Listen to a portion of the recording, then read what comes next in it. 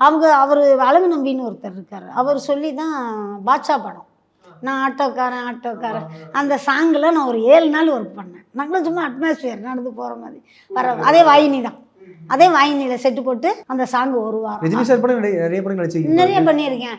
நம்ம படையப்பா எல்லா படமுமே அந்த படைக்கிற விடு தான். சீன் பண்ணல.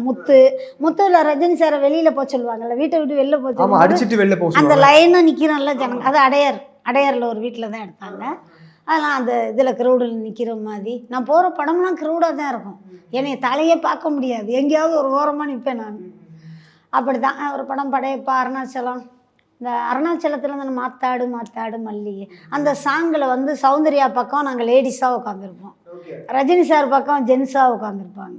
அந்த மாத்தாடு மல்லிகைங்கும்போது நடு சென்டரில் இப்போவும் அந்த படம் நீங்கள் பார்த்தீங்கன்னா நடுவில் க்ளோஸ்அப்பில் நான் தெரிவேன், நல்லா பார்த்தா உங்களுக்கு தெரியும்.